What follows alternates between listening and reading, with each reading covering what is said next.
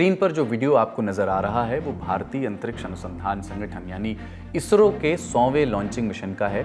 29 जनवरी की सुबह 6:23 पर इसरो ने आंध्र प्रदेश के श्रीहरिकोटा से जियोसिंक्रोनस सैटेलाइट लॉन्च व्हीकल यानी GSLV F-15 के जरिए NVS-02 सैटेलाइट लॉन्च किया। NVS-02 माने नेविगेशन विद इंडियन कॉन्स्टलेशन। ये मिशन इसरो चेयरमैन वी नारायणन का भी पहला मिशन है। उन्होंने 14 जनवरी को ही 2025 में ही पदभार संभाला था। उन्होंने इस लॉन्च पर इसरो के पूर्व चेयरमैन और एम्प्लॉइज की मेहनत को सराहा, आगे आने वाले मिशंस पर जानकारी दी। No, this 100th mission accomplishment is a teamwork. Dear friends, reward for hard work is more work. And ISRO has got very busy year ahead with many missions lined up in the coming months. The NISR, NASA ISRO Synthetic Aperture Radar mission by GSLV F-16, a commercial flight of LVM-3 by NCL for a foreign customer, a technology demonstration satellite TDS-01 mission to validate almost 34 technologies which will be launched by the first PSLV being realized by an industry consortium, 2 Earth observation satellite missions and whatnot. Lot of activities are there. NVS-02 एक satellite navigation system का हिस्सा है जो भारत में GPS जैसी सुविधाओं को बढ़ाने के लिए डिजाइन किया गया है। इससे हवाई, समुद्री और सड़क यात्रा के लिए बेहतर नेविगेशन हेल्प मिलेगी। NVS-02 NVS सीरीज का दूसरा सैटेलाइट है। 01 जो था इसका 29 मई 2023 को लॉन्च किया गया था। अगली सुर्खी है वक्फ संशोधन विधेयक पर बनी संसद की जॉइंट पार्लियामेंट्री कमेटी यानी JPC ने ड्राफ्ट को स्वीकार कर लिया है। 29 जनवरी को JPC सदस्यों के बीच वोटिंग हुई। 16 सदस्यों ने इसके पक्ष में वोट डाला, 11 ने विरोध किया। JPC अध्यक्ष और उत्तर प्रदेश की डुमरियागंज सीट से भाजपा सांसद जगदम्बिका पाल ने बताया कि जिन संशोधनों पर विपक्ष को दिक्कत थी उन पर बातचीत हो गई है। 30 जनवरी को ये रिपोर्ट लोकसभा स्पीकर ओम बिरला के सामने पेश की जाएगी। आज हमारे अमेंडमेंट्स मूव किए थे क्लॉज बाई क्लॉज में, उसमें बहुत सी ऐसी बातें हैं कि जिसको कि आज विपक्ष भी जिस पर विरोध कर रहा था शायद वो इशूज भी एड्रेस हो गए हैं। दूसरी तरफ AIMIM चीफ असदुद्दीन ओवैसी ने कहा कि ये मुसलमानों के खिलाफ बीजेपी की आइडियोलॉजी का बिल है। TMC सांसद कल्याण बनर्जी ने कहा कि समिति की कार्यवाही एक मजाक बनकर रह गई है। हमको 655 पेज की हाफ फाइनल रिपोर्ट दी गई है और ये ह्यूमनली इम्पॉसिबल है कि कोई इंसान 655 पेजेस रिपोर्ट पढ़ के 10 घंटे के अंदर या 8 घंटे रिपोर्ट दें, पर फिर भी हमने कोशिश की। तो मैं कह रहा हूँ कि ये मुसलमानों के खिलाफ बीजेपी ने अपनी आइडियोलॉजी की बुनियाद पर इस तरह का बिल लाया है। The report itself indicates that it was the predetermined mind of the majority members to bring this report. Committee में शामिल कुछ अन्य विपक्षी सांसदों ने भी विरोध जताया। बाकी सदस्यों को असहमति जताने के लिए 29 जनवरी की शाम 4 बजे तक का समय दिया गया। अब PG मेडिकल कोर्स में एडमिशन के लिए डोमिसाइल यानी निवास के आधार पर आरक्षण नहीं मिलेगा। सुप्रीम कोर्ट ने 29 जनवरी को इसे असंवैधानिक करार दिया। कहा कि यह समानता के अधिकार यानी आर्टिकल 14 का उल्लंघन करता है। सुप्रीम कोर्ट की 3 जजों की बेंच ने साफ किया कि PG मेडिकल कोर्स में एडमिशन सिर्फ मेरिट के आधार पर होगा।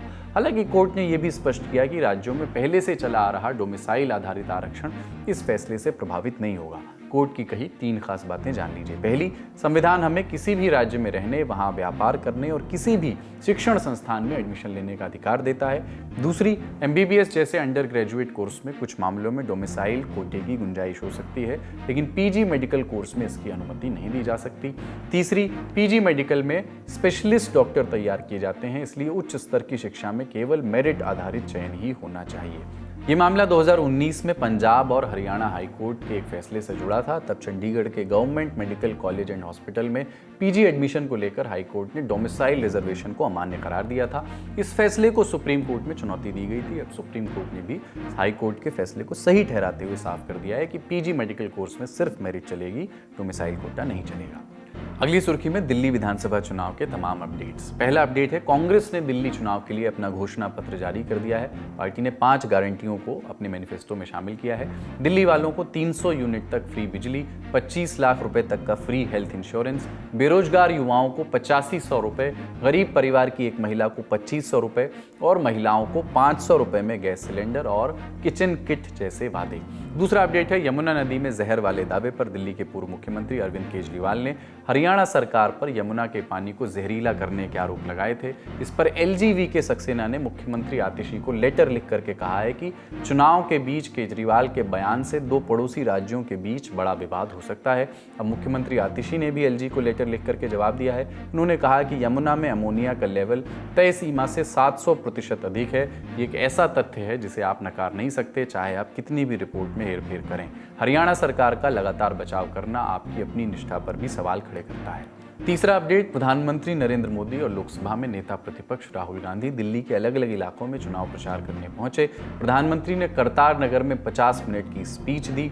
उन्होंने शिक्षा घोटाले, शराब घोटाले के आरोप लगाए। शीश महल के हवाले से भी अरविंद केजरीवाल पर निशाना साधा। यमुना के पानी पर उन्होंने कहा कि प्रधानमंत्री भी यमुना का पानी पीता है, ऐसे में क्या हरियाणा की सरकार उस पानी में जहर मिलाएगी जो प्रधानमंत्री खुद पीते हैं। हरियाणा का भेजा यही पानी दिल्ली में रहने वाले हमारे सारे न्यायाधीश, सारे न्यायमूर्ति, सभी हमारे सम्मानित सदस्य भी पीते हैं। जो विदेश की एम्बेसियां हैं,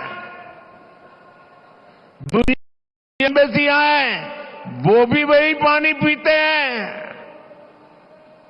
गरीब के घर के आसपास भी वही पानी होता है। क्या कोई ये सोच सकता है क्या कि मोदी को जहर देने के लिए हरियाणा बीजेपी की सरकार ने पानी में जहर डाल दिया? क्या बोल रहे हो? ऐसी ओछी बातें करने वालों को दिल्ली इस बार जरूर सबक सिखाएगी। इन आपदा वालों की लूटिया यमुना जी में ही डूबेगी। इस बीच मंच पर एक रोचक घटना भी घटी। मंच पर पटपड़गंज सीट से भाजपा प्रत्याशी रविंद्र सिंह नेगी आए और प्रधानमंत्री के पैर छू लिए। प्रधानमंत्री ने तुरंत उन्हें रोका और रविंद्र नेगी के 3 बार पैर छू लिए।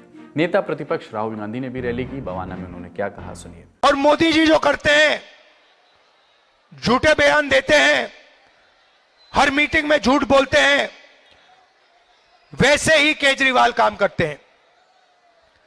5 साल पहले उन्होंने कहा था कि यमुना में, केजरीवाल जी ने कहा था यमुना में मैं स्नान करूंगा और यमुना जी का पानी पीऊंगा। 5 साल हो गए, आज तक केजरीवाल जी ने यमुना का पानी नहीं पिया है। आपको गंदा पानी पीना पड़ता है, मगर केजरीवाल जी शीश महल में रहते हैं,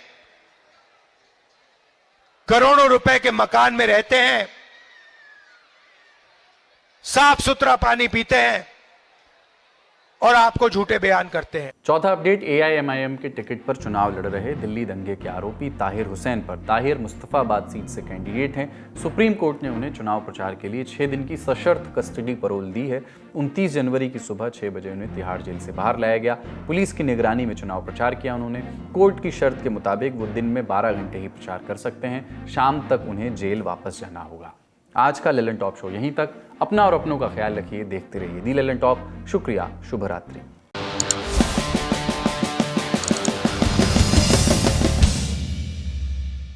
माजी भी अब उदास है मेरे हाल की तरह, माजी भी उदास है मेरे हाल की तरह, ये साल भी गुजर गया हर साल की तरह। जसुदा जन्म हुआ पागा वाली रात। अच्छे कर्म करो बेटा, दुनिया याद नहीं रखेगी, दुनिया गोली मार देगी।